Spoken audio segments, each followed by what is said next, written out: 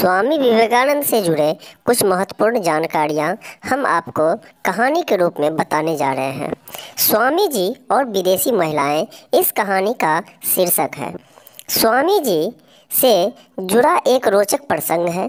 Chicago विश्व धर्म सम्मेलन के भाषण के बाद विवेकानंद जी विदेशों में काफ़ी लोकप्रिय हो गए थे। उनके वेदांत दर्शन से प्रभावित होकर हजारों लोग उनके शिष्य बन गए थे।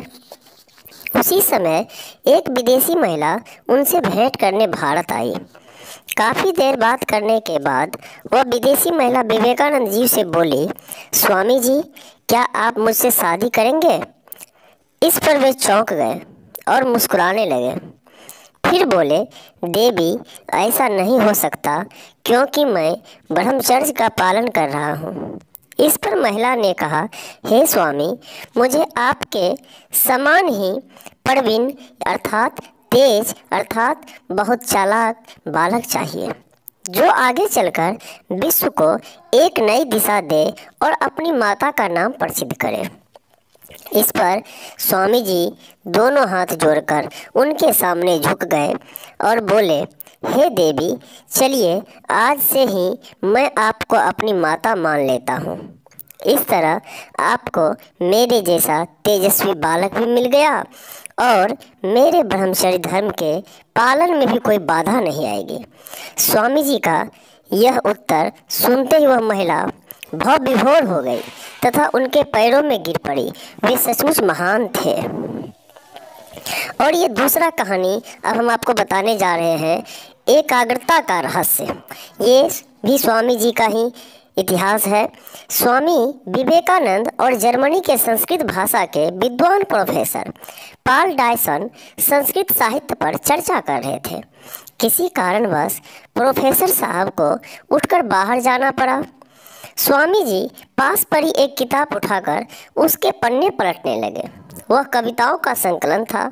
वे उसे पढ़ने में लीन हो गए। थोड़ी देर बाद प्रोफेसर डायसन अपना काम निपटाकर लौट आए, लेकिन स्वामी जी किताब पढ़ने में इस कदर खोए थे कि डायसन के लौटने का उन्हें पता ही नहीं चला। कुछ देर बाद डायसन को लगा कि स्वामी जी जानबूझकर उन्हें नज़रअंदाज कर रहे हैं। पूरी किताब पढ़ने के बाद जब स्वामी जी ने अपनी गर्दन ऊपर उठाई तो डायसन को सामने बैठकर इंतज़ार करता पाया। वे बोले, क्षमा कीजिएगा, मैं पढ़ रहा था, इसलिए आप कब आए इसका पता ही नहीं चला। स्वामी विवेकानंद द्वारा माफ़ी मांगने के बावजूद डायसन के मन का मलाल खत्म नहीं हुआ। उन्हें यही लगता रहा कि स्वामी जी ने जानबूझकर उनकी उपेक्षा की है। स्वामी विवेकानंद उनके मन का भाव जान गए। उन्हें दुख हुआ। डायसन को यकीन दिलाने के लिए वे किताब की कुछ कविताएं सुनाने लगे, लेकिन इसका उल्टा असर हुआ। किताब की पंक्तियां सुनने के बाद डायसन ने कहा, लगता है आपने यह किताब पहले भी पढ़ी है। डायसन के इस तरह सोचने का कारण यह था कि 200 पन्नों वाली किताब कोई व्यक्ति इतने कम समय में नहीं पढ़ सकता था। वे बोले, किताब की सारी कविताएं आधे घंटे में याद हो जाना मुमकिन नहीं है। इस पर स्वामी विवेकानंद ने कहा, मिस्टर डायसन, जीवन में सबसे महत्वपूर्ण है एकाग्रता। एकाग्रता जितनी अधिक होगी आपका समय उतना ही कम लगेगा या काम का परिणाम उतना ही कम लगेगा, काम का परिणाम उतना ही ज़्यादा आएगा। तो जो भी लोग मेरे चैनल पे नए होंगे वो मेरे चैनल में आके सब्सक्राइब कर लेंगे और ऑल नोटिफिकेशन ऑन कर लेंगे। और